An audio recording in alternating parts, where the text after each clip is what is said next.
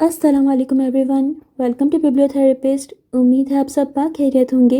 आपके लिए पेश खिदमत है अनकबूत, मारिफत और मोहब्बत सबको नहीं मिलती। अस्कलम नूर राजपूत, किस नंबर 16, पार्ट 4। खूबसूरत से घर का लॉन्च सूरज की सुनहरी किरणों से मुनव्वर था। ये एक वसी व अरीज हॉल था जिसकी दीवारों पर हल्के क्रीम रंग का पेंट था। सामने एक बड़ी खिड़की थी जहाँ से बाहर सरसब्ज लॉन और फूलों के गमले नज़र आ रहे थे। खिड़की के एक तरफ एक किताबों की अलमारी थी जिसमें मुख्तलिफ मौज़ूआत पर किताबें सलीके से चुनी हुई थीं। दूसरी तरफ एक लकड़ी की पुरानी मगर खूबसूरत मेज़ पर एक गुलदान में ताज़ा गुलाब सजे थे। लॉन्च के बीचों बीच एक बड़ा सोफ़ा सेट पड़ा था जिस पर नरम मखमली कुशन रखे थे। फलक उसी सोफ़े पर बैठी थी, गहरी सोच में डूबी हुई। उसकी शहद रंग बड़ी आंखें किसी नुक्ते पर मरकूज थीं। उसके घुंघराले बाल शानों पर बिखरे थे और उसने आसमानी रंग का एक खूबसूरत सूट पहन रखा था जो उसकी रंगत पर बहुत जच रहा था। अचानक फ़ोन की घंटी बज उठी। ये लैंडलाइन फ़ोन था जो लॉन्च के एक कोने में रखी छोटी मेज़ पर पड़ा था। फलक ने अपना मोबाइल फ़ोन पहले ही बंद कर रखा था ताकि फ़ोन कॉल्स उसे मज़ीद तंग ना कर सकें। फ़ोन की घंटी बजते ही एक अजीब सा खौफ उसके दिल में समा गया। फाखरा भाभी और फ़खर भाई दोनों घर पर नहीं थे। उसे खुद ही उठना पड़ा। पहले एक लंबी सांस ली और दिल को मजबूत करते हुए फ़ोन की जानिब बढ़ी। जैसे ही उसने फ़ोन उठाया, दूसरी जानिब से एक जहरखंद आवाज़ गूंजी। तुम अपनी किताबों की अशात बंद करवा रही हो या फिर तुम्हारी सांसें बंद की जाएं। फलक का दिल एक लम्हे को बैठ गया। वो घबरा गई। उसके हाथ हल्के से कांपने लगे, मगर फिर उसे फजर के साथ होने वाली मुलाकात याद आई। उसने गहरी सांस ली और कपकपाते हाथों में मुट्ठी को भींचते हुए अपनी गर्दन ऊंची करके जवाब दिया। उसकी आवाज़ में अब कोई लर्जिश नहीं थी, बल्कि एक मजबूत इरादा था। किताबों की अशात तो नहीं रुकेगी, तुम्हें जो करना है कर लो, उसने मजबूत लहजे में जवाब दिया। उसकी आंखों में चमक थी और उसके चेहरे पर एक कसम था। उसने बिना कुछ सुने रिसीवर रख दिया और एक गहरी सांस ली। उसके अंदर एक नई ताकत ने जन्म लिया था।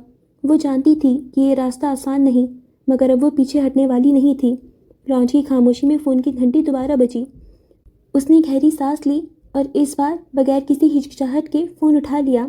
हेलो, फलक की आवाज़ में अब पहले वाली झिझक नहीं थी। दूसरी जानिब से वही जहरखंद आवाज़ दोबारा गूंजी। इस बार उसमें गुस्सा और वार्निंग मज़ीद वाज़ेह थी। तुम्हारी समझ में नहीं आया कि हम क्या चाहते हैं? मैंने कहा था कि अपनी किताब की अशियात बंद करवा दो। फलक ने ये सुनते ही ठंडे लहजे में जवाब दिया। उसकी आवाज़ की मजबूती बढ़ती जा रही थी। मैंने भी तुम्हें अपना जवाब दे दिया है। पुरफरेब की अशियात नहीं रुकेगी। ये किताब अपना सफ़र जारी रखेगी। नामालूम शख्स की आवाज़ बुलंद हुई। इसमें अब धमकी का अंसर शामिल हो चुका था। तुम जानती हो कि हमारे अल्फाज का क्या मतलब है? ये खाली धमकियाँ नहीं हैं। अगर तुमने बात ना मानी तो तुम्हारी जान भी जा सकती है। फलक के लबों पर एक हल्की सी मुस्कुराहट आई जो किसी खौफ की नहीं बल्कि चैलेंज कबूल करने की मुस्कुराहट थी। उसने गर्दन ऊंची की और मजबूती से कहा, मेरी जान मेरे हाथ में नहीं है, ये अल्लाह के हाथ में है। लेकिन मेरी सोच, मेरे अल्फाज और मेरे कलम मेरे हाथ में हैं और इन्हें कोई नहीं रोक सकता। न तुम्हारी धमकियाँ, न तुम्हारी गंदी सोच। नामालूम शख्स कुछ देर खामोश रहा, जैसे उसे फलक के इस पुरएतमाद जवाब की तवक्को नहीं थी। फिर उसकी आवाज़ में एक अजीब सी सफाकी आई। तुम्हें इसकी कीमत चुकानी पड़ेगी फलक आलमगीर। तुम्हारी ये किताब औरतों को गुमराह कर रही है, हमारे माशरे में फसाद फैला रही है। हम ये सब बर्दाश्त नहीं करेंगे। फसाद मैं नहीं बल्कि तुम्हारी तकियानुसी सोच फैला रही है। उसकी आवाज़ में अब गुस्सा भी शामिल हो रहा था। मेरी किताब औरतों को उनके हकूक़, उनकी पहचान, उनकी आज़ादी के बारे में बता रही है। ये किसी को गुमराह नहीं कर रही बल्कि रोशन कर रही है। और अगर सच बोलने और रोशनी फैलाने की कीमत जान है तो मैं इसे अदा करने को तैयार हूँ। तुम पछताओगी। नामालूम शख्स घुर्राया। उसकी आवाज़ में गहरी खफगी थी। तुमने हमारा मुकाबला करके बहुत बड़ी गलती की है। मैंने गलती नहीं की, फलक ने पुरसुकून मगर पुख्ता लहजे में कहा। मैंने सच का साथ दिया है और सच की जीत होती है। अब ये बहस ख़त्म करो, मैं अपना फ़ैसला सुना चुकी हूँ। फलक ने नामालूम शख्स के मज़ीद कुछ कहने से पहले ही फ़ोन काट दिया। रिसीवर को दोबारा मेज़ पर रखते हुए उसने एक गहरी सांस ली। उसके हाथों में अब कोई कपकपाहट नहीं थी। उसका दिल अब मुतमईन था। उसे मालूम था कि ये रास्ता आसान नहीं होगा, مگر اس کے اندر ایک نئی طاقت جنم لے چکی تھی جو اسے ہر مشکل کا سامنا کرنے کا حوصلہ دے رہی تھی۔ اس نے ثابت کر دیا تھا کہ قلم کی طاقت دھمکیوں سے زیادہ مضبوط ہے۔ فجر کا مکڑی سگنیچر سٹائل صرف ایک ڈیزائن کی شکل نہیں ہے بلکہ اس کے فن کا ایک لازمی حصہ بن چکا تھا۔ اس کے تخلیق کردہ کاسٹیومز میں مکڑی کے جالوں کی نزاکت، اس کی ساخت کی پیچیدگی اور مکڑی کی پراسرار موجودگی کا ایک حسین امتزاج ہو چکا تھا۔ یہ چیز اسے دوسرے ڈیزائنر سے ممتاز کرتی تھی اور اس کے کام کو ایک منفرد شناخت بخشتی تھی۔ اس وقت بھی وہ ایک ایسا لباس تیار کر رہی تھی جو سفید اور سیاہ رنگ کے امتزاج سے بنا ہوا تھا۔ یہ لباس سادہ مگر انتہائی پراسرار تھا، سفید رنگ کا خالصتاً اور خوبصورتی کی علامت، جبکہ سیاہ رنگ گہرائی اور اسرار کو ظاہر کرتا تھا۔ ان دونوں رنگوں کا استعمال لباس کو ایک ایسا کنٹراسٹ دے رہا تھا جو دیکھنے والے کو اپنی طرف کھینچتا تھا۔ لباس کا کٹ ایسا تھا جو جسم کی خد و خال کو خوبصورتی سے اجاگر کرتا تھا، لیکن اس میں کہیں نہ کہیں ایک الجھا ہوا سا احساس بھی چھپا ہوا تھا۔ کپڑے کا انتخاب ایسا کیا گیا تھا جو حرکت میں نرم اور آزاد محسوس ہو، لیکن جب ٹھہر جائیں تو ایک مخصوص ہیئت اختیار کر لیں، جیسے کہ مکڑی کے جالے ہوتے ہیں، جھولتے ہیں لیکن اپنی جگہ پر برقرار رہتے ہیں۔ اس کے کاسٹیوم کا سب سے خاص اور حیران کن حصہ ایک کیپ تھی جو مکڑی جیسی دکھتی تھی۔ یہ کیپ اتنی حقیقت پسندانہ اور پراسرار تھی کہ یہ دیکھنے والے کو یہ احساس دلاتی تھی جیسے ایک بہت بڑی مکڑی انسان کے آدھے سر پر چپکی ہو۔ کیپ کی بناوٹ ایسی تھی کہ یہ سر کے آدھے حصے کو اپنی لپیٹ میں لے لیتی اور اس کی ٹانگوں جیسے ڈیزائن ایسے پھیلے ہوئے تھے جو اصلی مکڑی کی ٹانگوں کا بھرم دیتے تھے۔ یہ صرف ایک کیپ نہیں بلکہ ایک فن پارہ تھا جو فجر کی غیر معمولی ڈیزائننگ صلاحیتوں کا منہ بولتا ثبوت تھا۔ اس کیپ کے ذریعے فجر ایک ایسی دنیا تخلیق کر رہی تھی جہاں فینٹیسی اور حقیقت کا فرق مٹ جاتا تھا۔ کیپ کا وزن اور ساخت ایسی کہ وہ سر پر آرام سے بیٹھے، مگر اس کا بصری اثر انتہائی ڈرامائی اور ناقابل فراموش تھا۔ اس وقت وہ اپنے اسٹوڈیو میں بیٹھی پوری توجہ سے کام کر رہی تھی۔ یہ اس کی کلیکشن کا دوسرا ڈیزائن تھا۔ یقیناً آگے ایسے بہت سے ڈیزائن اس کلیکشن کا حصہ بننے والے تھے۔ لاہور کے ایک معروف نجی ہسپتال کا آنکولوجی وارڈ، جہاں زندگی اور موت کی کشمکش ہر لمحہ جاری رہتی تھی۔ یہ وارڈ عام طور پر خاموش اور گہرا رہتا تھا، ہر چہرہ ایک انکہی کہانی سناتا رہتا تھا۔ اس وقت صفدر بھی اپنی فیملی کے ساتھ اسی وارڈ میں موجود تھا۔ روحی اس وقت ایک پرائیویٹ روم میں تھی جس کی کھڑکی سے باہر کے درختوں کے پتے ہلکے سے ہلتے دکھائی دے رہے تھے۔ کمرہ ہلکے نیلے اور سفید رنگ کا تھا تاکہ مریضوں کو کچھ سکون مل سکے۔ وہ ایک خاص بستر پر لیٹی ہوئی تھی۔ اس کے جسم سے کئی ٹیوبیں چڑھی ہوئی تھیں جو مختلف مشینوں میں جا رہی تھیں۔ اس کا چہرہ زرد پڑ چکا تھا اور اس کے بال کیموتھراپی کے باعث بہت کم رہ گئے تھے۔ اس کی بڑی بڑی آنکھیں جو کبھی شرارت سے چمکتی تھیں اب تھکاوٹ اور درد کی عکاسی کر رہی تھیں۔ کیموتھراپی کا عمل جاری تھا۔ ایک نرس جس نے ماسک پہن رکھا تھا احتیاط سے دوا کی ایک تھیلی کو روحی کے بازو میں لگی آئی وی لائن سے جوڑ رہی تھی۔ یہ کیموتھراپی کا ایک اہم مرحلہ تھا جس میں طاقتور دوائیاں خون کے ذریعے کینسر کے خلیوں کو نشانہ بناتی ہیں۔ دوا کا بہاؤ آہستہ آہستہ شروع ہوا اور روحی نے درد سے اپنی آنکھیں بند کر لیں۔ یہ عمل گھنٹوں جاری رہنا تھا جس کے دوران قے، متلی اور جسمانی درد جیسے شدید سائیڈ ایفیکٹس متوقع تھے۔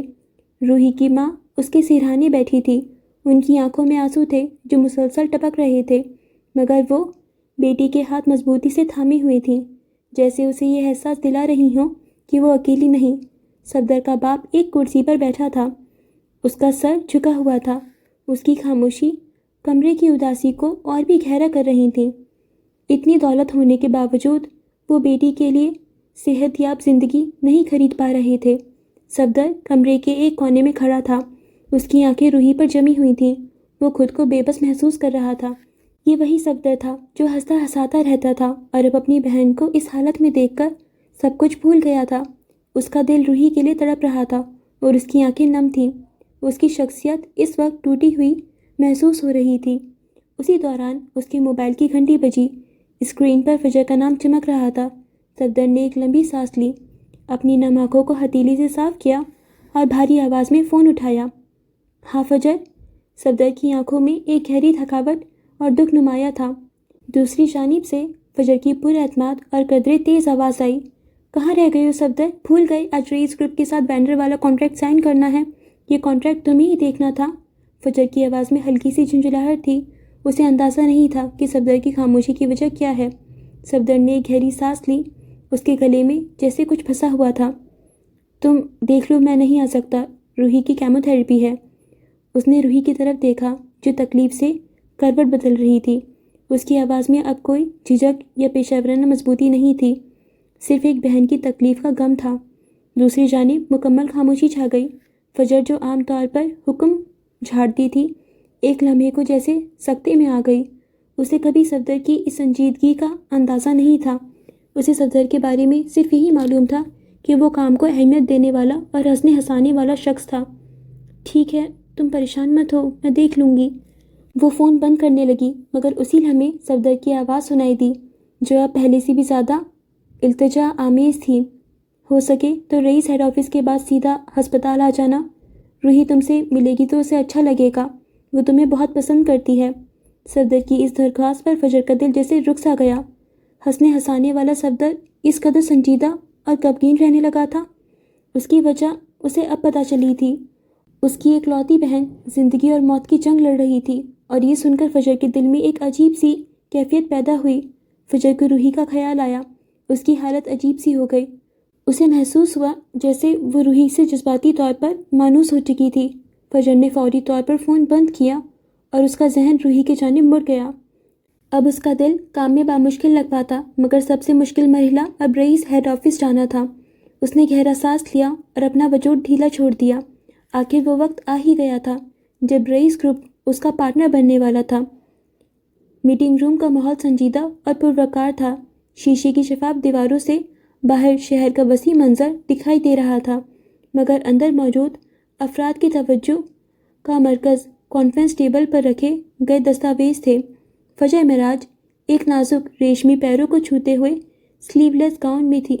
ایک نفیس سیاہ بلیزر زیب تن کیے ہوئے تھی۔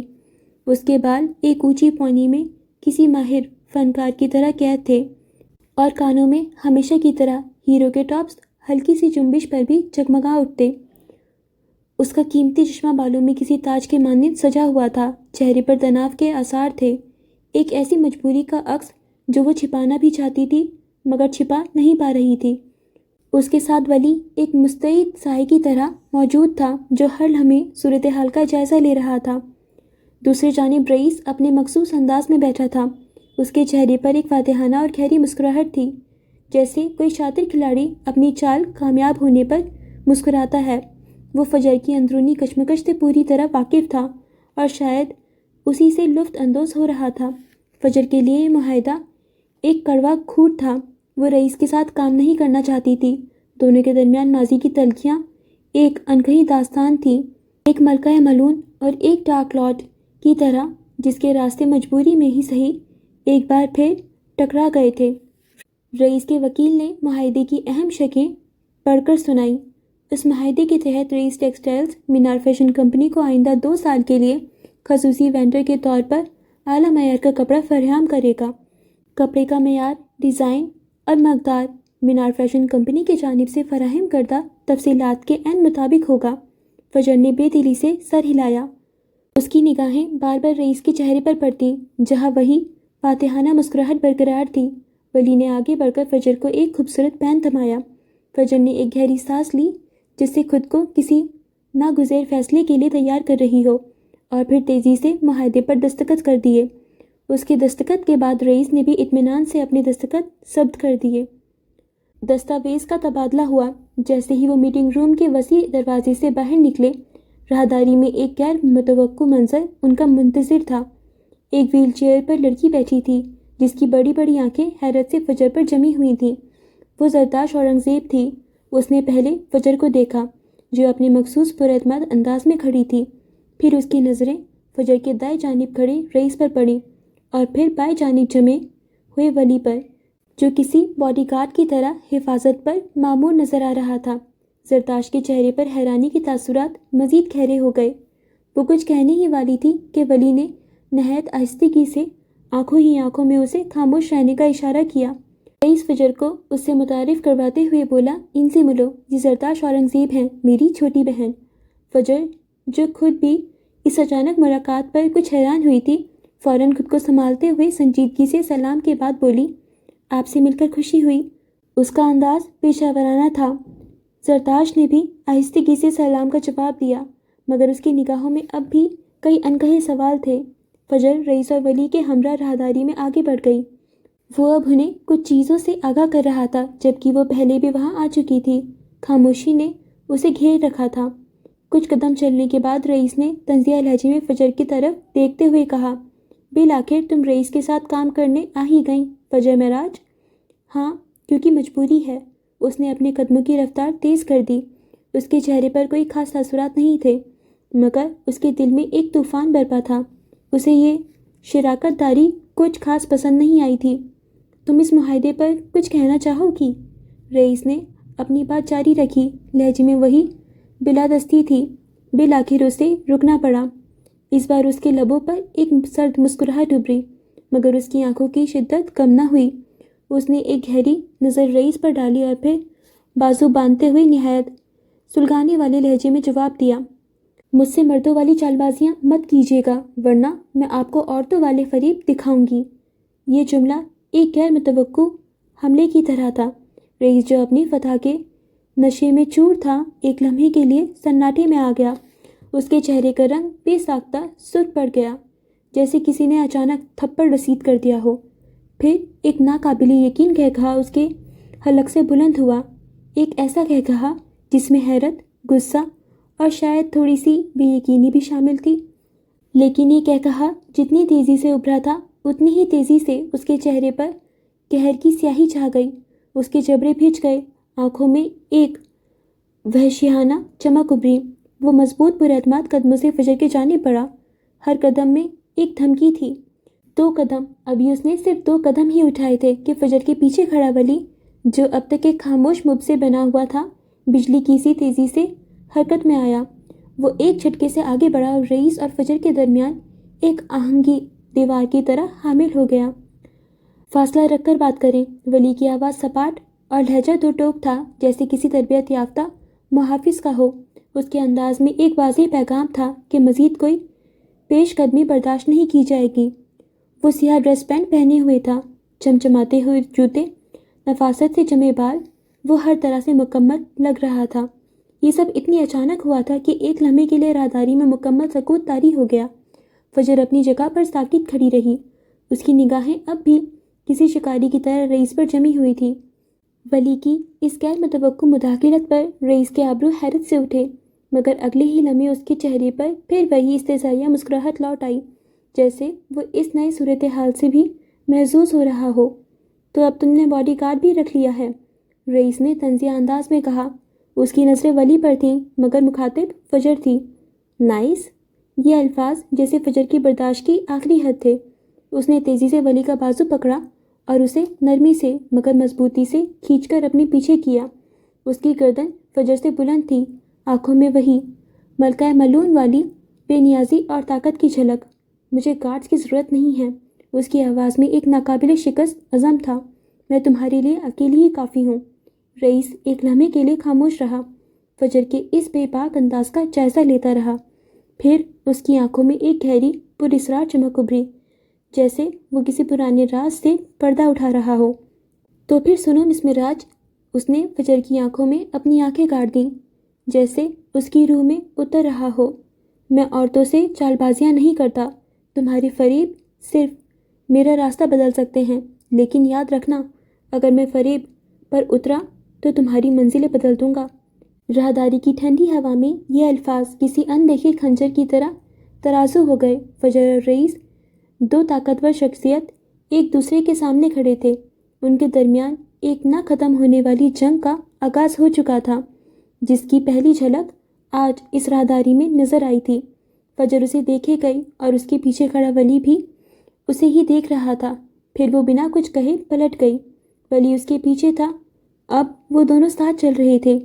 एक सी अदा से। वली के हाथ में फाइल थी और फजर के कंधों पर बैग। रईस ने उन दोनों को जाते हुए देखा और गहरी संजीदगी उसके अंदर तक उतर गई। कुछ था जो चुभने लगा था, मगर क्या, ये समझ नहीं आया था। रात के 9 बजे का वक्त था और रईस औरंगज़ेब की मर्सिडीज बेंज उसके वजी और अरीज सफ़ेद मेंशन के पोर्च में आ रुकी, जो रात की तारीकी में जगमगा रहा था। शोफर ने तेज़ी से आगे बढ़कर दरवाज़ा खोला और रईस बाहर निकला। सफ़ेद ड्रेस शर्ट में मलबूस थका होने के बावजूद उसकी शख्सियत में वक़ार नुमाया था। कोट उसके बाजू पर रखा हुआ था। शोफर ने उसे थामना चाहा, मगर रईस ने हाथ के इशारे से मना कर दिया। वो एक लंबी रविश पर चलता हुआ घर के अंदर दाखिल हुआ। अंदर सन्नाटा था जो उसके कदमों की चाप से टूटने लगा। वो ड्राइंग रूम अबूर करता हुआ लॉन्च में पहुंचा तो वहां जरताश और अहमद औरंगज़ेब साहब को बैठे देखकर उसे खुशगवार हैरत हुई।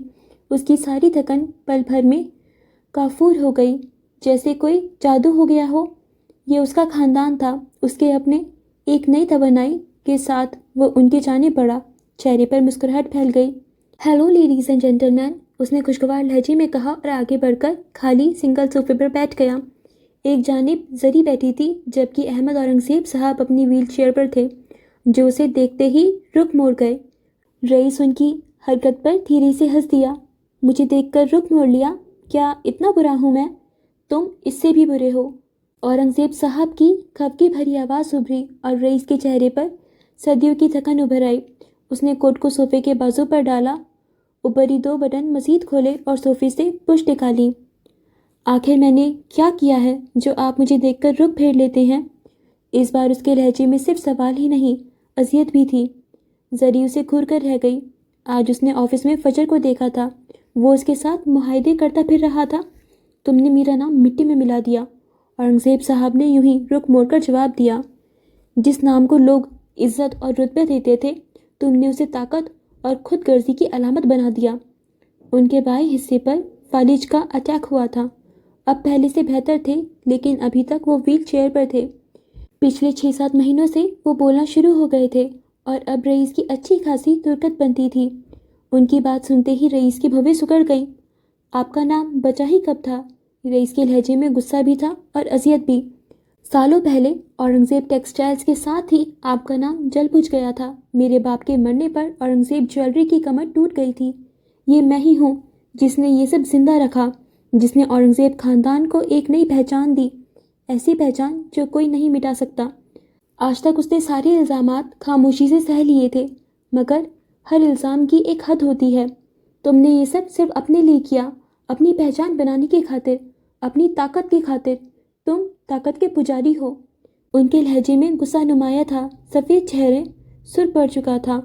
रईस ने एक नज़र उनकी पुश्त को देखा। जान यूं ही नहीं बन जाती। वो फिर गोया हुआ। बड़े बड़े हथकंडे इस्तेमाल करने पड़ते हैं, तब कहीं जाकर लोगों के दिलों में आपका दबदबा बैठता है। और जो 2.5 अरब का नुकसान हुआ है, उसका क्या? आखिर तुम ऐसी कौन सी ज्वेलरी बनाते हो जिसमें 2.5 अरब मालियत के हीरे लगे? थोड़ा बहुत अपने पोते के बारे में गूगल कर लिया होता तो ये सवाल पोते से ना पूछना पड़ता। वो मुंह बनाकर उठ खड़ा हुआ। यहाँ बैठना फिजूल था। वो थकन उतारना चाहता था, मगर थकन मज़ीद बढ़ गई। इन सबसे अच्छा था कि तुम शादी कर लेते, मेरी नस्ल तो आगे बढ़ती। औरंगज़ेब साहब के लहजे में तंज था। रईस जो उठ खड़ा हुआ था, उनकी बात सुनकर हैरान रह गया। चेहरा सुर्ख पड़ गया। अल्लाह अल्लाह, औरंगज़ेब साहब भी कभी कभी हद कर देते थे। नस्ल नाम से चलती है और मेरा नाम जिंदा रहेगा। वो जवाब देता सीढ़ियों के जाने बढ़ा, जब जरताश, जो अब तक खामोश थी, उसकी आवाज़ गूंजी। अरे फजर मेराज का क्या चक्कर है? वो वहाँ क्या कर रही थी? आप क्या प्लान कर रही हैं? शादी क्यों नहीं कर लेते? और अगर नहीं करना चाहते तो उसका पीछा छोड़ दें। उसे अपने साथ क्यों घसीट रहे हैं? रईस थिटक कर रुका। फिर उसने पलटकर जरताश को यूँ देखा जैसे उसका दिमाग फिर गया हो। पीछा छोड़ दूँ? कैसे छोड़ दूँ पीछा? उसने उल्टा सवाल किया। क्योंकि वो फजर है, मीनार नहीं। वो एक आम सी लड़की, मगर शातिर। वो मीनार जैसी नहीं है। मीनार मासूम थी और ये लड़की मुझे आफत लगती है, वो जताते हुए बोली। रईस बेयकीनी से उसे देखता गया।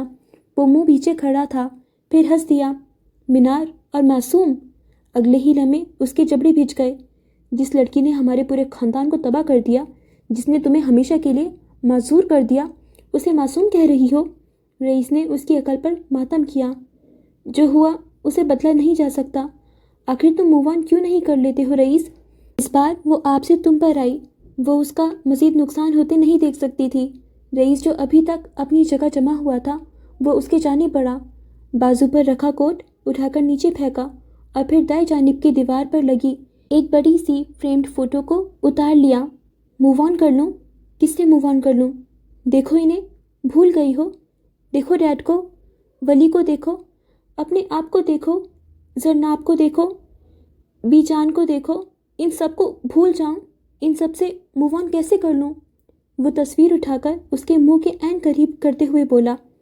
अंदाज में तैश था, चेहरा सुर्ख पड़ चुका था। तस्वीर में नज़र आने वाला आफाक औरंगज़ेब उसका बाप था, वली 10 साल छोटा भाई, जरनाब जरताश की जुड़वा बहन, बीबी जान उनकी दादी। वो सब मीनार की वजह से मारे गए। मीनार ने उसके पूरे ख़ानदान को तबाह कर दिया था। वो कैसे मूव ऑन कर लेता? उसने वो तस्वीर फर्श पर दे मारी। ये आलीशान घर आज सूना पड़ा है। क्यों? यहाँ सन्नाटों का राज है। क्यों? कम उम्री में हमें यतीम कर दिया गया। क्यों? वो अब अपने बाल नोच रहा था। उसका अंदाज हिजयानी था। उसने सोफे के साइड रखे मेज़ को ज़ोरदार लात मारी। मेज़ दूर जा गिरा। इस पर रखे बेशकीमती शोपीस एक झन्नाके से टूट गए। जरताश और औरंगज़ेब साहब दोनों अपनी जगह सहम गए। उन्हें याद भी नहीं था आखिरी बार रईस ने गुस्सा कब किया था। वो सब कुछ अंदर दबाए रखने का आदी था। मुस्कुराते चेहरे और ज़ख्मी दिल के साथ उसने अपनी सल्तनत खड़ी की थी, मगर तन्हाई उसका मुकद्दर थी। जरताश को इस पल उस पर तरस आया। इस सब में फजर का क्या कसूर है? उसने डरते डरते पूछा। क्योंकि वो उसकी बहन है, वो उसकी हमशक्ल है। वो हलक के बल चिल्लाया। गर्दन की नसें उभरी। आप उसे मार देंगे? जरताश की आंखों में नमी उभरी। सारी उम्र का अपाहिजपन उसे भी तो मीनार की वजह से मिला था। मैं उसे अजियत दूंगा, उतनी जितनी मुझे मिली, जितनी हम सबको मिली। उसे मारिएगा मत। इस बार जरताश ने इल्तिजा की, जबकि औरंगज़ेब साहब के चेहरे पर खौफ और वहशत दिखाई दे रहा था। धोखे की सज़ा सिर्फ मौत है। वो आखिरी नज़र उन पर डालता तेज़ी से सीढ़ियाँ फलांगता उनकी नज़रों से ओझल हो गया। पीछे लॉन्च में एक हौलनाक सन्नाटा छा गया था। शाम की धुंधली रोशनी अस्पताल के इस कमरे में आहिस्ता आहिस्ता उतर रही थी, जहाँ सकूत ने एक बोझल सी फिजा बना रखी थी। बाहर से कभी कभार एम्बुलेंस की सायरन की दबी दबी आवाज़ इस खामोशी को तोड़ती और फिर लौट जाती। कमरे में एक हल्की जर्द रोशनी जल रही थी, जो रूही के पीले चेहरे पर मध्यम सी चमक डाल रही थी। केमोथेरेपी की नकाहत उसके वजूद पर वाज़ेह थी, मगर उसकी बड़ी बड़ी आंखें जो फजर को देख रही थीं, एक मासूम मुस्कुराहट से जगमगा रही थीं। फजर जो आम तौर पर लोगों से एक फासला रखती थी, इस वक्त एक बेचैनी के आलम में उसके पलंग के किनारे बैठी थी। रूही को इस हालत में देखकर उसके दिल में एक अनजानी कसक उठी। ये वही रूही थी जिसकी बातों में एक बेसाख्तगी थी, जिसके खालिसपन ने फजर की तन्हाई पसंद तबीयत में भी एक नर्म गोशा पैदा कर दिया था। रूही की कमज़ोर उंगलियां फजर के बाजुओं को छूना चाहती थीं, एक बेबसी और चाहत का इजहार। फजर ने खुद को संभालते हुए उसका नन्हा हाथ अपने हाथों में ले लिया। रूही की गिरफ्त कमज़ोर थी, मगर उसमें एक अपनाहियत का लम्स था। मुझे यकीन था आप आएंगी। रूही की आवाज़ धीमी थी, जैसे एक सरगोशी हो। उसके होठों पर एक नखीफ मुस्कुराहट फैली। मैं स्ट्रॉन्ग हूँ ना? बिल्कुल आपकी तरह। फजर के होठों पर एक फीकी सी मुस्कुराहट नमूदार हुई, जिसे उसने बामुश्किल रोका। अंदर एक दर्द की लहर उठी थी। हाँ रूही, तुम बहुत स्ट्रॉन्ग हो, मुझसे भी ज़्यादा। उसकी आवाज़ में एक गहरा यकीन था। फजर एक बैग अपने साथ लाई थी, जिसमें रूही के लिए कुछ तोहफ़े थे। फूलों का एक छोटा सा गुलदस्ता, जिसमें गुलाबी और सफ़ेद रंग के नाजुक फूल थे, और एक क्रॉस बैग। बैग को देखकर रूही की कमज़ोर होती नज़रों में अचानक एक चमक आई। ये एक कैनवस का बैग था, जिस पर स्याह रंग की एक बड़ी सी मकड़ी बनी हुई थी। उसके लंबे नाजुक पाँव और चमकदार आंखें बिल्कुल असली लग रही थीं। ये रूही की आवाज़ में हैरत और खुशी रच बस गई। उसकी उंगलियां बेताबी से बैग को छूना चाह रही थीं। ये तो बहुत प्यारी है। وہ تکیے سے ٹیک لگائے نیم دراز تھی۔ فجر نے بیگ روحی کے قریب کر دیا۔ مجھے لگا تمہیں پسند آئے گا۔ روحی کی آنکھیں حیرت سے پھیلی ہوئی تھیں، جیسے اسے یقین نہ آ رہا ہو۔ وہ اپنی کمزور سی گردن کو اٹھا کر مکڑی کو غور سے دیکھ رہی تھی۔ دیکھیں نا کتنی خاص ہوتی ہیں یہ مکڑیاں، ان کے 8 پاؤں ہوتے ہیں، بالکل جیسے کوئی ماہر رقاصہ اپنے فن کا مظاہرہ کر رہی ہو۔ اور وہ جالا بنانا کتنا کمال فن ہے، ایک ایک تار جوڑ کر ایسا گھر بنانا جو ان کا شکار بھی ہوتا ہے۔ وہ صبر سے انتظار کرتی ہیں اور پھر بجلی کسی تیزی سے اپنے شکار کو لپیٹ لیتی ہیں۔ ہے نا یہ ایک ماہر آرٹسٹ کی طرح؟ روحی کی آواز میں بیماری کی کمزوری کے باوجود ایک ولولہ تھا۔ فجر نے مسکراتے ہوئے سر ہلایا، مگر اس کی مسکراہٹ میں ایک سوچ تھی۔ ہاں تم صحیح کہہ رہی ہو، ان کا جال بنانا واقعی ایک کمال ہے، مگر ان کی ایک ڈارک سائڈ بھی ہے۔ وہ جال بظاہر خوبصورت لگتا ہے، مگر حقیقت میں یہ شکار کا ایک پھندا ہے۔ ان کا صبر، ان کا انتظار، یہ سب کسی کو اپنی طرف کھینچنے اور پھر اسے قید کرنے کی چال ہے۔ کچھ مکڑیاں تو اتنی خطرناک ہوتی ہیں کہ ایک ہی کاٹنے سے جان لے لیتی ہیں۔ ان کی خوبصورتی کے پیچھے ایک خوفناک حقیقت چھپی ہوتی ہے جو بظاہر نظر نہیں آتی۔ روحی نے فجر کی بات غور سے سنی، پھر ہلکے سے نفی میں سر ہلایا۔ نہیں فجر آپی، وہ بری نہیں ہوتی، وہ بس اپنے سروائیول کے لیے ایسا کرتی ہیں۔ وہ بھی تو ایک زندگی ہے جسے آگے بڑھانا ہے نا۔ اور جو چھوٹی مکڑیاں ہوتی ہیں وہ تو کسی کو نقصان بھی نہیں پہنچاتی ہیں، وہ بس چھپ کر رہتی ہیں، اپنے جالے بناتی ہیں، اور کوئی ان کو چھیڑے نہ وہ تو کچھ نہیں کرتی۔ ان میں ایک خاموش طاقت ہوتی ہے جو سب کو نظر آتی ہے۔ وہ اپنے اندر کی دنیا میں مگن رہتی ہیں۔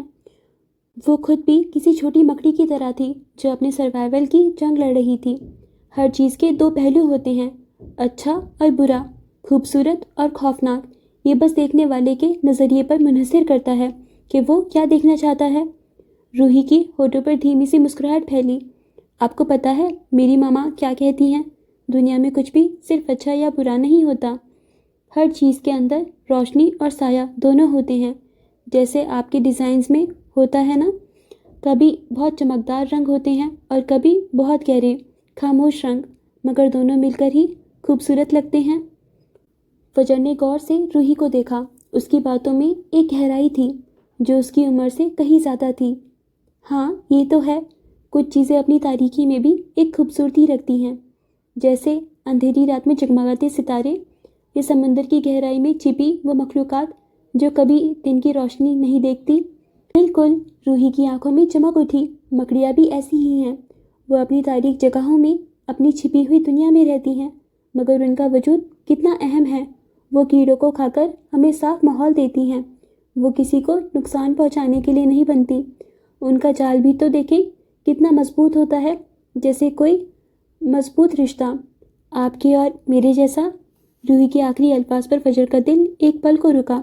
اس نے بے اختیار روحی کا ہاتھ اور مضبوطی سے تھام لیا، اس رشتے کی مضبوطی جو چند ملاقاتوں میں بن گیا تھا۔ اس نے مسکرانے کی کوشش کی۔ اس نے روحی کے سر کو دیکھا جہاں بال کیموتھراپی کی وجہ سے بہت کم ہو چکے تھے۔ ایک لمحے کے لیے فجر کو لگا جیسے اس کی اپنی روح کا کوئی تار اس کمزور مگر زندہ دل بچی سے جڑ گیا ہو۔ وہ مسٹر اسکار آپ کے ساتھ آئے ہیں؟ روحی کے پوچھنے کا انداز ایسا تھا کہ فجر نے الجھی نظروں سے اسے دیکھا۔ آپ کے پیے، ان کے فیس پر نشان ہے نا، اس لیے میں ان کا نام اسکار رکھ دیا ہے۔ اس کے کہنے کا انداز ایسا تھا کہ فجر بے ساختہ مسکرا دی۔ کمرے میں صرف ان کی سانسوں کی ہلکی آوازیں گونج رہی تھیں۔ باہر شام اور گہری ہو رہی تھی اور اندر 2 مختلف دنیاؤں کی 2 روحیں ایک دوسرے کے قریب بیٹھی تھیں، خاموشی سے ایک دوسرے کو سہارا دے رہی تھیں۔ روحی کی مکڑیوں سے محبت اور فجر کا وہ پراسرار تحفہ اس لمحے کو ایک انوکھا اور پرسکون جادو بخش رہا تھا۔ رات کے 2 بجے جب شہر نیند کی گہری چادر اوڑھے خوابوں کی وادی میں گم تھا، اس کی سیاہ مرسڈیز چاندی جیسی چاندنی میں نہاتے ہوئے دودھیا سفید چمکتے رئیس مینشن کے دیو قامت آہنگی گیٹ کے سامنے آ کر رکی۔ گیٹ کسی نادیدہ اشارے پر آہستگی سے واہ ہوا، جیسے کسی آنے والے کے استقبال کو بے تاب ہو۔ اس نے گاڑی وسیع و عریض پورچ میں کھڑی کی اور باہر نکلا۔ اس کا سیاہ قیمتی کپڑے کا سوٹ رات کی کھنکی میں اس کی سنہری پر عجب طرح سے سج رہا تھا۔ اس کے چہرے پر کئی دنوں کی تھکن اور ایک عجیب سی سنجیدگی تھی، البتہ بائیں گال کا نشان مزید واضح دکھائی دے رہا تھا۔ مینشن اس وقت ایک گہرے پراسرار سکوت میں ڈوبا ہوا تھا۔ اس نے بھاری بھرکم نقش و نگار سے مزین دروازہ آہستگی سے کھولا اور اندر قدم رکھا۔ اندر ون خانہ بھی ایک خاموش سمندر کے مانند تھا۔ ہوا میں ایک مخصوص رسیانہ خوشبو رچی بسی تھی، مہنگے سگاروں، پرانی کتابوں اور کسی انجانے اثر کا امتزاج۔ اس کے قدموں کی چاپ قیمتی پرانی قالینوں پر بھی سنائی دے رہی تھی۔ وہ ڈرائنگ روم عبور کرتا ہوا لانچ کی طرف بڑھا، جس کے ایک سرے پر اوپر کی منزل کو جاتی ہوئی شاہانہ بل کھاتی سیڑھیاں تھیں۔ جیسے ہی اس نے نظر اٹھا کر دیکھا، اس کا دل ایک لمحے کو دھڑکنا بھول گیا۔ وہ ساکت رہ گیا۔ سامنے سیڑھیوں کی پہلی چاندنی پر ڈھیلے ڈھالے ریشمی لباس میں ملبوس رئیس اورنگزیب کھڑا تھا۔ اس کے چند چاندی جیسے سرمئی بال جو ہمیشہ سلیقے سے سنورے رہتے تھے، اس وقت بھی اس کی شخصیت کو رات کے اس پہر ایک ناقابل بیان وقار بخش رہے تھے۔ اس کا چہرہ کسی سنگ تراش شدہ مجسمے کی طرح مانند سپاٹ تھا، اور آنکھیں وہ سرد سپاٹ آنکھیں برف کی طرح تھیں جن میں کوئی تاثر، کوئی جذبہ تلاش کرنا ناممکن تھا۔ وہ ٹھٹک کر رک گیا۔ اس کے حلق میں جیسے کانٹے چبھنے لگے۔ اس نے رئیس اورنگزیب کو دیکھتے ہوئے بے ساختہ تھوک نکلا۔ ایک سرد لہر اس کی ریڑھ کی ہڈی میں سنسناہٹ کرتے ہوئے نیچے تک اتر گئی۔ کچھ لمحے جو صدیوں پر محیط محسوس ہوئے، دونوں کی نظریں پراسرار خاموشی میں ایک دوسرے کو تکتی رہیں۔ مینشن کی در و دیوار بھی جیسے سانس روکے اس منظر کو دیکھ رہی تھیں اور عجیب و غریب سرگوشیاں کر رہے تھے۔ پھر پینٹ کی جیبوں میں ہاتھ دور سے رئیس اورنگزیب نے زینے اترنا شروع کیا۔ اس کی چال میں وہی مخصوص شاہانہ وقار تھا، ایک شیر کی سی تمکینت جو شکار کو اپنے قریب آتا دیکھ رہا ہو۔ ہر قدم پر اس کے ریشمی لباس کی ہلکی سی سسراہٹ خاموشی کو توڑتی تھی۔ وہ پروقار چال چلتا اس کے قریب آ کھڑا ہوا۔ چند قدموں کے فاصلے پر وہ دونوں ایک دوسرے کے آمنے سامنے کھڑے تھے، ایک جتنا قد، ایک جیسی مضبوط جسامت۔ ایک کے پاس دہائیوں کا تجربہ، زمانے کی اونچ نیچ کا علم اور بے پناہ دانائی تھی، تو دوسرے کے پاس جوش، جذبہ اور کچھ کر گزرنے کی بے تاب امنگ تھی۔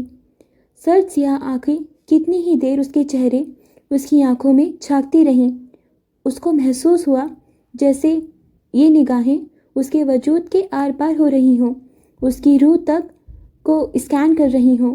پورا رئیس مینشن انہیں دیکھ کر اپنی سرگوشیاں تیز کر چکا تھا، پھر جیسے کسی نے وقت کا بٹن دبا دیا ہو۔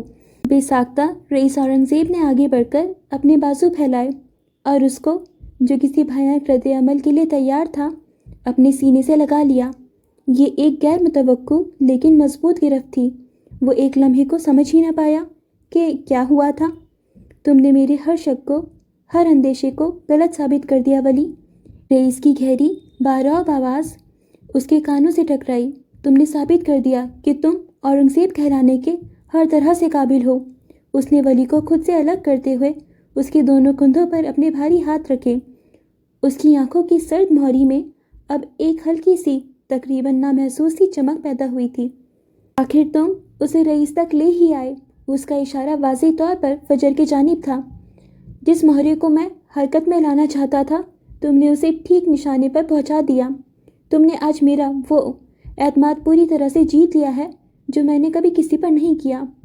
وہ واقعی خوش نظر آ رہا تھا، مگر اس خوشی میں بھی ایک عجیب سی فتح مندی تھی، یوں جیسے کوئی ماہر شکاری اپنے پھیلائے ہوئے جال میں شکار کو دھیرے دھیرے پھنستا دیکھ کر مسرور ہو، جبکہ ولی، جس کے چہرے پر شاید گزشتہ دنوں کے واقعات کے کچھ نشان باقی تھے، بنا کچھ کہے، بنا کوئی تاثر دیے، بس اسے دیکھتا رہا، اسے سنتا رہا۔ اسے رئیس کی آواز اپنے کانوں میں کم، جبکہ اپنے دل کی دھڑکنیں کسی جنگی ڈھول کی طرح زیادہ سنائی دے رہی تھیں۔ کن پٹی پر بے ساختہ پسینے کے چند قطرے ابھر آئے تھے۔ اس کا ذہن ابھی تک اس اچانک تبدیلی کو قبول کرنے سے قاصر تھا۔ چلو آؤ، رئیس اورنگزیب نے مسکراتے ہوئے کہا، آج میں تمہیں ماضی کے ایک ایسی کہانی سناتا ہوں جسے سننے کے بعد تمہارے ذہن میں اٹھنے والے بہت سے سوالوں کے طوفان تھم جائیں گے۔ آؤ آج تمہیں تمہاری منتظر جوابوں سے روبرو کرتا ہوں۔ وہ اس کے کندھے کے گرد اپنا بازو پھیلائے اسے اپنے ساتھ لیے زینوں کے جانب بڑھا۔ ولی مشین کے مانند اس کے ساتھ چل پڑا۔ کچھ دیر وہ دونوں اوپری منزل کے وسیع راہداری میں چلتے ہوئے رئیس اورنگزیب کے ذاتی پرائیویٹ کمرے کے جانب بڑھ رہے تھے۔ دروازے پر پہنچ کر رئیس اورنگزیب نے دیوار میں نصب ایک جدید ڈیجیٹل لاک پر چند ہندسے ڈالے۔ ایک ہلکی سی کلک کی آواز آئی اور بھاری دروازہ ایک جانب سرکتا ہوا کھل گیا۔ وہ دونوں اندر داخل ہوئے اور دروازہ خود کار طریقے سے دوبارہ بند ہو گیا، باہر کی دنیا سے ان کا رابطہ منقطع کرتا ہوا۔ کمرے کے اندر جدید ترین ٹیکنالوجی اور قدیم نوادرات کا ایک حسین امتزاج تھا۔ ایک لمحے کو ولی کو لگا جیسے وہ کسی دوسری دنیا میں قدم رکھ چکا ہو۔ کمرہ جدید ترین ٹیکنالوجی اور قدیم بیش قیمتی نوادرات کا ایک حیرت انگیز امتزاج تھا، لیکن اس سے بڑھ کر جو چیز ولی کی توجہ کھینچ رہی تھی وہ کمرے کی خاموشی تھی، ایک ایسی خاموشی جو اپنے اندر کئی طوفان سمیٹے ہوئے تھی۔ رئیس اورنگزیب چند قدم آگے بڑھ کر ایک چمڑے کے صوفے کے جانب بڑھا، لیکن ولی کی جیسے ہی نظر بائیں دیوار پر نسبتاً اونچائی پر لگی ایک بڑی سنہری فریم والی پورٹریٹ پر پڑی، وہ جہاں تھا وہیں ٹھٹک کر رک گیا۔ اس کے قدم جیسے زمین نے پکڑ لیے ہوں۔ اس نے ناقابل یقین حیرت سے پہلے دیوار پر لگی اس پورٹریٹ پر دیکھا۔ بے اختیار اس کا سر رئیس کی جانب گھوما، جو اب اس کی پشت کی جانب تھا، مگر اس کی تمام تر توجہ اس تصویر پر مرکوز ہو چکی تھی۔ ایک عجیب سی ناقابل فہم کشش اسے اپنی جانب کھینچ رہی تھی۔ وہ شکستہ لرزتے قدموں سے چلتا ہوا کسی معمول کی طرح اس پورٹریٹ کے سامنے جا کھڑا ہوا۔ ولی اپنی جگہ جیسے جم گیا تھا۔ اس کے ذہن میں ایک بھوچال سا آ گیا تھا۔ وہ صرف اتنا جانتا تھا کہ رئیس اورنگزیب اور فجر معراج کے درمیان کوئی پرانا پیچیدہ کنیکشن تھا، اور رئیس فجر کو کسی بھی قیمت پر اپنے مقصد کے لیے استعمال کرنا چاہتا تھا۔ مگر یہ کیا؟ یہ لڑکی، یہ تو ہو بہو فجر کی ہمشکل کیوں تھی؟ یا شاید فجر اس کی ہمشکل تھی؟ کون تھی یہ؟ اس کا رئیس سے کیا تعلق تھا؟ اور سب سے بڑھ کر فجر سے کیا رشتہ تھا؟ سوال ہتھوڑوں کی طرح اس کے ذہن پر برسنے لگے۔ اس کا حلق کاٹا ہو گیا اور زبان تالوں سے چپک گئی۔ ٹانگیں بے جان سی ہوتی محسوس ہوئیں، جیسے ابھی لڑکھڑا کر گر پڑے گا۔ ابھی تک اس گھر کے مسکین اسے ماضی میں جو ہوا تھا وہ بتانے پر راضی نہیں ہوئے تھے۔ سب پراسرار اور خاموش تھے۔ پھر خاموشی کے اس گہرے سمندر میں اسے رئیس کی بھاری گونجتی ہوئی آواز سنائی دی۔ وہ اب بھی پورٹریٹ کی جانب پشت کیے کھڑا تھا، شاید کھڑکی سے باہر سیاہ رات کو گھور رہا تھا۔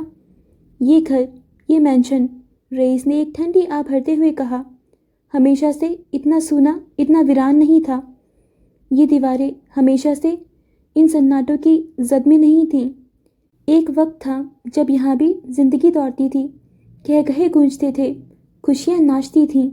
اس کی آواز میں ایک اداس درد تھا جو لفظوں میں بیان نہیں ہو سکتا تھا۔ وہ اب دھیرے سے پلٹا اور اس کی نگاہیں سیدھی اس پورٹریٹ پر جا ٹھہریں۔ اس کے چہرے پر اذیت کے سائے گہرے ہو گئے اور آنکھوں میں ایک جانی پہچانی نفرت کی آگ بھڑک اٹھی، ویسے ہی نفرت جو کبھی کبھی فجر کے لیے ظاہر کرتا تھا۔ ان سے ملو، اس نے پورٹریٹ کے جانب ہاتھ سے اشارہ کرتے ہوئے کہا۔ یہ ہیں منار معراج، فجر معراج کی بڑی بہن۔ ایک لمحے کا وقفہ، جیسے وہ ولی کو اس دھچکے سے سنبھلنے کا موقع دے رہا ہو۔ میری سب سے اچھی دوست اور میری منگیتر۔ یہ آخری الفاظ جیسے کسی بم کی طرح پھٹے۔ ولی بت بنے سانس روکے کھڑا رہا۔ اس کے چہرے کا رنگ لمحے پر لمحے بدل رہا تھا۔ اسے کبھی کسی بھیانک خواب میں بھی اندازہ نہیں تھا کہ وہ کسی ایسے پیچیدہ گہرے جال میں پھنس جائے گا۔ اسے یہ معلوم تھا کہ رئیس کا فجر سے کوئی تعلق تھا، کوئی پرانی کہانی ہے، مگر اتنی گہری، اتنی ذاتی، یہ اس کے وہم و گمان میں بھی نہ تھا۔ منار، فجر کی بہن اور رئیس کی منگیتر، یہ سب کیا تھا؟ رئیس اب آہستہ آہستہ چلتا ہوا پورٹریٹ کے مزید قریب آ گیا۔ اس کی انگلیاں بے اختیار فریم کو چھو رہی تھیں۔ یہ وہ لڑکی ہے جسے میں نے اپنی کم عمری سے اپنی شعور کی پہلی دہلیز سے ہی پسند کیا تھا۔ اس کی آواز میں ایک لمحے کو ٹوٹتی ہوئی نرمی آئی، مگر فوراً ہی وہ ایک ناقابل بیان تلخی میں بدل گئی۔ اور یہی وہ لڑکی ہے جس نے پورا اورنگزیب خاندان مٹا دیا، ہماری خوشیوں کو نظر لگا دی، ہماری نسلوں کو برباد کر دیا۔ اور اس کی شروعات پتہ ہے کب ہوئی تھی؟ اس نے ایک جھٹکے سے پلٹ کر ولی کو دیکھا۔ اس کی آنکھوں میں اب صرف نفرت اور انتقام کی دہکتی ہوئی آگ تھی۔ اس کی شروعات تب ہوئی تھی جب افق، تمہاری ماں یعنی میری بڑی بہن، پڑھنے کے لیے پاکستان سے باہر گئی تھیں۔ وہ دن ہماری بربادی کا پہلا دن تھا۔ رئیس کے ان الفاظ کے ساتھ ہی جیسے وقت نے ایک جست بھری اور تیزی سے پر لگا کر ماضی کی جانب اڑان بھری، کمرے کی دیواریں دھندلانے لگی۔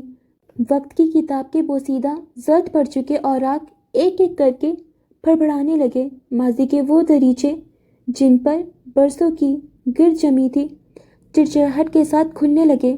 ہاں، ماضی کے کچھ دفن شدہ تلخ رازوں سے پردہ اٹھنے کو تھا۔ کہانی کے نئے انچھوئے باب سامنے آنے کا وقت ہوا چلتا تھا۔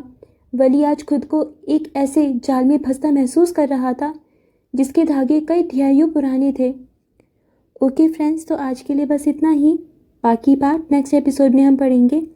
میں امید کرتی ہوں کہ آپ کو یہ بہت زیادہ انٹرسٹنگ لگ رہا ہوگا اور آپ انجوائے کر رہے ہوں گے۔ جو نیکسٹ پارٹ ہوگا اس میں ہمیں فلیش بیک پتہ چلے گا اور تھوڑے سے پتہ چلے گا کہ کیا ہوا تھا بیک میں۔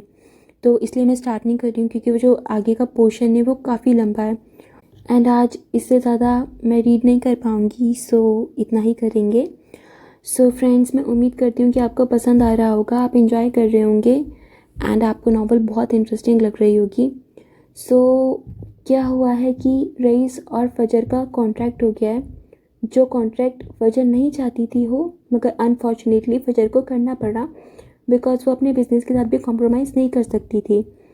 اور ولی اس کا پی اے تو ہے اور فجر کو بھی کہیں کہیں ولی پہ ڈاؤٹ ہو رہا ہے، بٹ دیکھیں ولی رئیس سے بھی کنیکٹڈ ہے بیکاز رئیس اس کا ماموں ہے اور وہ اس سے ایک بانڈ بنا رہا ہے یا اس کی پاور کا یوز کر رہا ہے، جو بھی بولیں۔ اب رئیس کا ہو رہا ہے کہ شاید ولی کی وجہ سے اس کو فجر کے ساتھ ڈیلنگ ملی ہے۔ رئیس کے پوائنٹ آف ویو میں ولی نے فجر کو کنونس کیا ہوگا اور اس لیے فجر نے یہ کانٹریکٹ سائن کیا اور اس وجہ سے فجر رئیس کی پارٹنر بنی ہے۔ بٹ اگر ہم پاسٹ میں دیکھیں تو ولی نہیں چاہتا تھا کہ یہ کانٹریکٹ ہو، کیونکہ ولی کو آئیڈیا ہے کہ رئیس فجر کو نقصان پہنچا سکتا ہے، اور ایز وی نو دیٹ فجر تو ولی کی وائف ہے، تو وہ کیوں چاہے گا کہ اس کی بیوی کو کسی کی وجہ سے نقصان پہنچے۔ وہ فجر سے محبت کرتا ہے، اس کی کیئر کرتا ہے، اس کی پرواہ کرتا ہے، تو وہ تو چاہے گا ہی نہیں نا کہ کوئی اس کو ہارم پہنچائے، کوئی اس کو ہرٹ کرے۔ تو ولی بھی ان ساری باتوں سے انجان ہے، اس کو کچھ نہیں پتا کہ کیا ہو رہا ہے، کیا چل رہا ہے۔ But as we can see کہ ابھی کافی ساری کمپلیکیشنز آئیں گی، کافی سارے رازوں سے پردہ اٹھے گا، اور اب جو ہم نیکسٹ پارٹ شروع ہوگا تو آئی تھنک اس میں کچھ بیک سٹوری آئے گی ہمارا، تو اس وجہ سے ہم اس کو آگے پڑھیں گے۔ باقی گائز اگر ہم بات کریں فلک کی، تو مجھے کافی اچھا لگا کہ فلک کے اندر تھوڑا سا کانفیڈنس آیا اور فلک نے اپنے لیے آواز اٹھائی، اور جو بھی اس کو دھمکیاں مل رہی تھیں اس نے ان دھمکیوں کا جواب اتنے اچھے سے دیا۔ گائز کیا ہوتا ہے نا، کتنی بار ہم بہت زیادہ لو فیل کر رہے ہوتے ہیں اور ہمیں کہیں سے بھی کوئی ہوپ نہیں مل رہی ہوتی ہے، بٹ اگر کوئی ہمیں سپورٹ کرے اور ہمیں بس ہوپ کی اتنی سی لائٹ دکھا دے، چھوٹی سی، تو ہمارے اندر وہ کانفیڈنس جو مسنگ ہوتا ہے، یا مسنگ بھی نہیں ہوتا، بس کہیں ڈارکنیس میں چلا گیا ہوتا ہے، وہ کانفیڈنس ان لائٹ ہو جاتا ہے اور وہ پھر ہمیں سپورٹ کرتا ہے، ہم اپنی آواز اٹھا سکتے ہیں اور ہمارے اندر سے وہ ڈر ختم ہو جاتا ہے۔ تو یہی ہوا، فجر نے فلک کو سپورٹ کیا، اس کو ایک امید کی کرن دکھائی، اور دیکھیں فلک نے کس طریقے سے رسپانس کیا، جو کتنی اچھی بات ہے۔ اینڈ گائز مجھے جو برا لگ رہا ہے وہ روحی کے لیے بھی لگ رہا ہے، کیونکہ روحی اتنی فل آف لائف بچی ہے، اتنی اچھی سے بیہیو کرتی ہے، بٹ دیکھیں کیا ہو گیا بیچاری کے ساتھ، اس کو کینسر ہے اور اس کی کیمو چل رہی ہے۔ بٹ گائز جو کنیکٹ فجر روحی کے ساتھ فیل کر پا رہی ہے، دیٹ از ریئلی سویٹ۔ وہ اتنا اچھا سا بانڈ ہے نا، سو کتنے بانڈس ہوتے ہیں ایسے جو بلڈ ریلیٹڈ نہیں ہوتے، دوستی کے بانڈ ہوتے ہیں، یا کسی بھی چھوٹے بچے سے بھی ہمارا بانڈ ہو تو وہ اتنا اچھا اور ایموشنل فیل ہوتا ہے۔ سو یہی ایسا ہی کچھ بانڈ ہے فجر اینڈ روحی کا۔ باقی گائز مجھے ابھی بھی انتظار ہے ولی اینڈ فجر کی لو اسٹوری کا، کیونکہ ان کی لو اسٹوری میں تو ابھی کوئی ایسا پہلو سامنے ہی نہیں آیا نا. ولی اس پی اے، فجر از باس، آگے کیا تو آگے کے لیے ہمیں آگے جاننا پڑے گا، اور اس کے لیے مجھے پڑھنا پڑے گا اینڈ آپ کو سننا پڑے گا، اور اس چیز کے لیے بھی ہمیں کنیکٹڈ رہنا پڑے گا.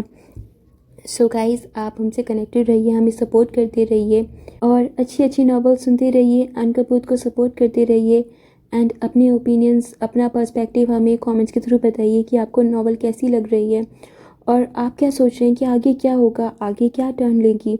تو یہ ساری چیزیں ہمارے ساتھ شیئر کیجیے.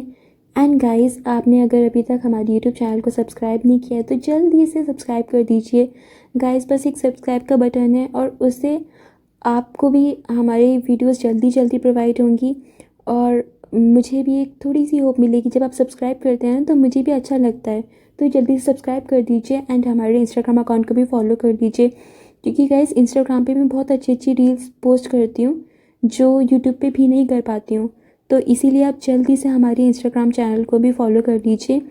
اینڈ ڈیئر فرینڈس، اپنی فیملی اینڈ فرینڈس کے ساتھ بھی اور اپنے ریلیٹیوز کزنس کے ساتھ بھی ہمارے چینل کو شیئر کر دیجیے پلیز. اور اگر آپ کا ویڈیوز اور ناولز اچھی لگ رہی ہیں تو پلیز لائک کر دیجیے. سو فرینڈس، اب ہم ملیں گے 16ویں قسط کے 5th پارٹ میں. تب تک کے لیے take care of yourself and your loved ones. خدا حافظ.